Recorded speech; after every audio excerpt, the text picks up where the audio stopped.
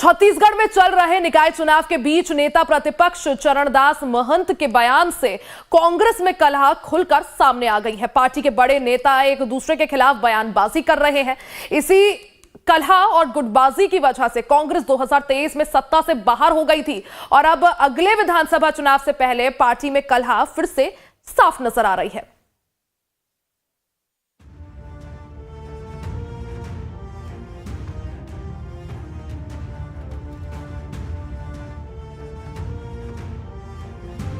छत्तीसगढ़ में 2028 में विधानसभा के चुनाव होने हैं, लेकिन उससे पहले पार्टी में गुटबाजी और कलह शुरू हो गई है। 2028 में कांग्रेस का मुख्यमंत्री कौन होगा और किसके नेतृत्व में चुनाव लड़ा जाएगा, इसका खुलासा नेता प्रतिपक्ष ने अंबिकापुर में निकाय चुनाव प्रचार के दौरान कर दिया। चरणदास महंत ने कहा कि पिछला चुनाव कांग्रेस गुटबाजी और कलह की वजह से हार गई थी, लेकिन अब ऐसा नहीं होगा। एक बात की आपने कि महाराजा साहब के नेतृत्व में एक बार फिर छत्तीसगढ़ में सरकार बनानी है, इसका क्या? देखिए, हमेशा जो कुछ भी हुआ है सरगुजा के नेतृत्व में हुआ है, बस्तर के नेतृत्व में हुआ है, हम लोगों के साहित्य के साबुजित नेतृत्व हुआ है। सरगुजा महाराज टीएस सिंहदेव के नेतृत्व में चुनाव लड़ने और उन्हें मुख्यमंत्री का उम्मीदवार बनाने के चरणदास महंत के बयान को पूर्व सीएम भूपेश बघेल ने सिरे से खारिज कर दिया।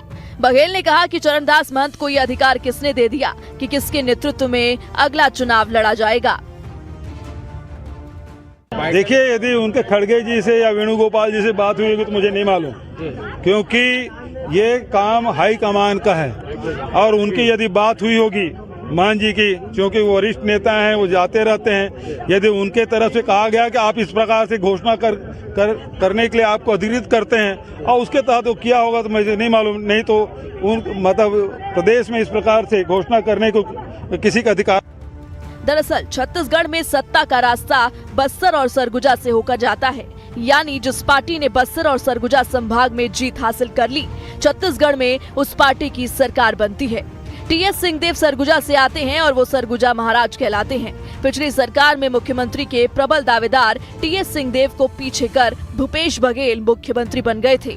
चुनाव से कुछ महीने पहले टीएस सिंहदेव को डिप्टी सीएम बनाया गया, लेकिन चुनाव में नतीजा सिफर रहा। अब कांग्रेस विधायक दल के नेता चरणदास महंत ने टीएस सिंहदेव का नाम लेकर साफ कर दिया कि चुनाव उन्हीं के नेतृत्व में लड़ा जाएगा। एक बात की आपने कि महाराजा साहब के नेतृत्व में एक बार फिर छत्तीसगढ़ में सरकार बनानी है, इसका क्या? देखिए, हमेशा जो कुछ भी हुआ है सरगुजा के नेतृत्व में हुआ है, बस्तर के नेतृत्व में हुआ है, हम लोगों के साहित्य के साबुजित नेतृत्व हुआ है। उधर कांग्रेस में मचे अंतर कलह पर बीजेपी तंज कर रही है, साथ ही दावा भी कर रही है कि 2028 में छत्तीसगढ़ में बीजेपी की सरकार बनेगी। पिछले 5 वर्षों में कांग्रेस में भूपेश बघेल के शासनकाल में जो भ्रष्टाचार की श्रृंखला चली, उस भ्रष्टाचार की परतें अब खुलने लगी हैं और लगातार उस समय सत्ता के करीबी रहे अधिकारी और अन्य लोग अंदर होते जा रहे हैं। शराब घोटाले में तो उस समय के जो आबकारी मंत्री थे वो भी अंदर हो रहे हैं। मुझे लगता है चरणदास महंत जी को समझ में आ गया है कि ईडी की चार्जशीट में जो पॉलिटिकल मास्टर है वो आज या कल उनको किए की सजा मिलेगी, इसलिए वो संकेत दे रहे हैं। तो ऐसे लोगों को सामने रखकर भी कांग्रेस की नैया पार होने वाली नहीं है। छत्तीसगढ़ कांग्रेस में गुटबाजी और कलह नई बात नहीं है। 2023 के विधानसभा चुनाव के दौरान पार्टी में जमकर गुटबाजी हुई थी। चरणदास महंत का खेमा अलग था। टीएस सिंहदेव ने अपने आप को सरगुजा तक सीमित कर लिया था। एन चुनाव के मौके पर तत्कालीन मुख्यमंत्री भूपेश बघेल ने प्रदेश अध्यक्ष को बदलवाकर अपने पसंद का अध्यक्ष बनवा लिया, जिसका परिणाम ये हुआ कि 15 साल बाद 2018 में भारी बहुमत के साथ सत्ता में आई कांग्रेस 2023 में बुरी तरह से चुनाव हार गई। 2028 चुनाव से पहले एक बार फिर छत्तीसगढ़ में कांग्रेस खेमे में बटी हुई दिखाई पड़ रही है। समय रहते पार्टी नेतृत्व गुटबाजी पर रोक नहीं लगा पाती है तो सत्ता में वापसी मुश्किल हो सकती है।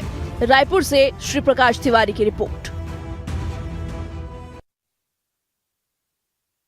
झारखंड में अफीम की खेती के